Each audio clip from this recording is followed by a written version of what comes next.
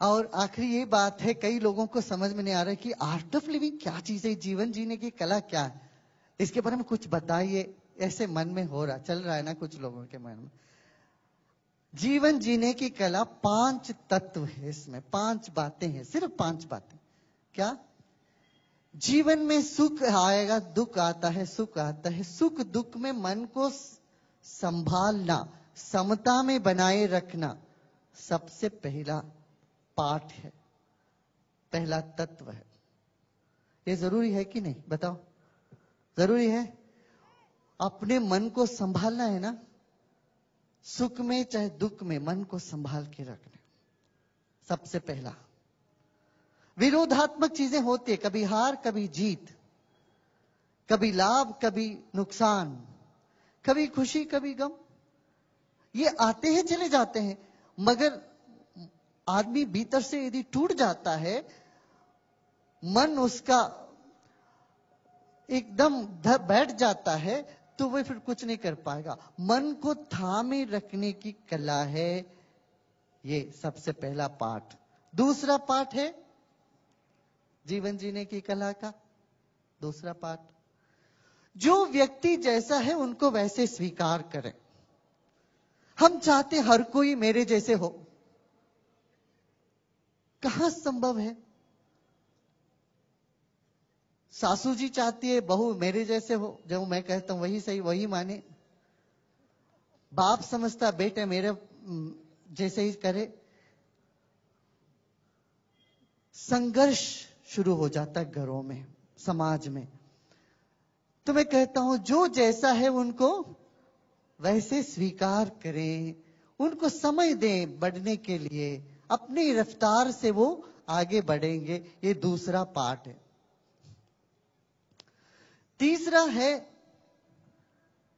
ये चिंता न करे दूसरे व्यक्ति तुम्हारे बारे में क्या सोच रहे हैं। दुनिया में हर आदमी को सोचने का अपना ही एक ढंग है, विचार है। जो चाहे सोचने दें आपके बारे में, आप फिक्र मत करो दूसरे व्यक्ति हमारे बारे में क्या सोच रहे हैं। सोच सोच के आप दुखी हो रहे हो।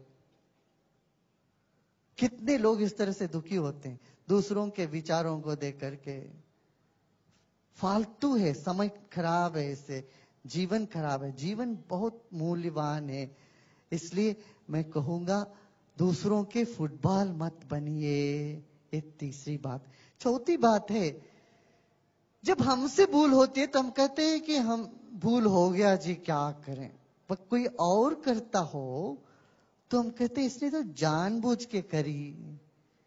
किसी और के भूलों पर हम समझते हैं इसने जानबूझ के करी। सो न करिए, क्षमा करें। ये ना सोचे दूसरा के हमसे माफी मांगे तब माफ करूंगा। मांगे ना मांगे, अपनी तरफ से सबको माफ कर दो कि आपका मन खाली हो जाएगा, आप खुश रह पाओगे, आप हल्का महसूस करोगे। नहीं तो जिसके ऊपर नफरत है वो दिन रात आपका मगज खाता रहेगा, वो व्यक्ति बैठ के, तुम वैसे हो जाओगे उनके जैसे। इसलिए मैं कहता हूं क्षमा कर दो, माफ कर दो। कोई माफी मांगे बिना भी माफ कर दो, तुम कम से कम अपने मन को बचा लेना। क्षमा ये बहुत बड़ी चीज है, बहुत मुख्य चीज है।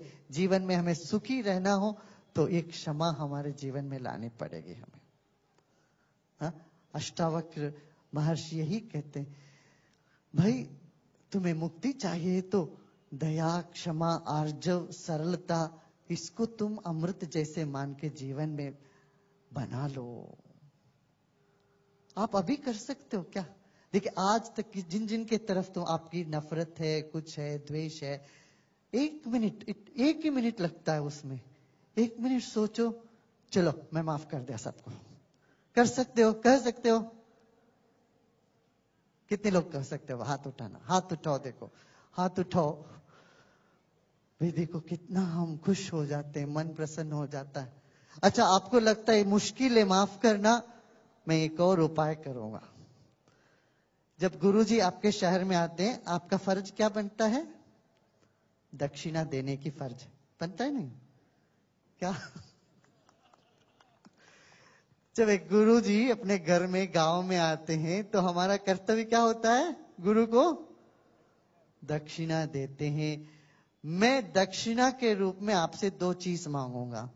एक तो जिससे आपको नफरत है वो नफरत मुझे दक्षिणा में दे देना, उनको जाके मिठाई बांट देना। और दूसरी बात, आपके मन में कोई चिंता सता रहा हो, वो चिंता को भी आप मुझे दक्षिणा के रूप में दे दो। अपनी चिंता मुझे दे दो। यही 2 दक्षिणा मुझे चाहिए। आप मुस्कुराते मुस्कुराते रहो, जीवन में आगे बढ़ो, सेवा के काम में लगो, सबकी सेवा करो। वही ईश्वर पूजा है।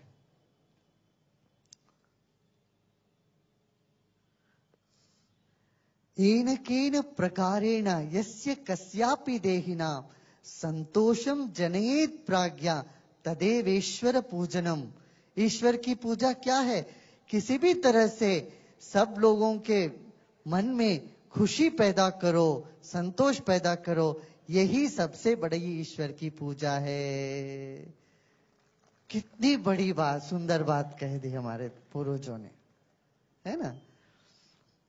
और 5वीं चीज है, 5वां तत्व जो आर्ट ऑफ लिविंग का जो फाउंडेशन है, वो है वर्तमान में जीना। अब अब अब अब बीती हुई समय जैसा भी हुआ हो, उसको लेके पोस्टमार्टम करते हुए, विषाद करते हुए समय नहीं बिताना।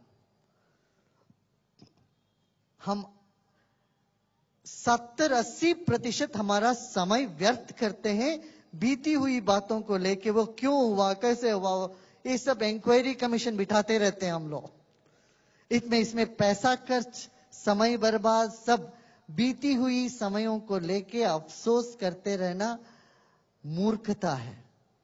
बुद्धिमत्ता यही है, जो बीत गई उससे पाठ सीखा, वर्तमान में खुशी से आगे बढ़े, वर्तमान में जियो।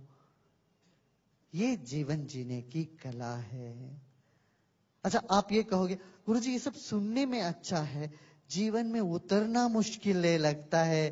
तब मैं कहूंगा सुदर्शन क्रिया करो, प्राणायाम करो, देखो कैसे जीवन में ये सहजता से निखर आएगी।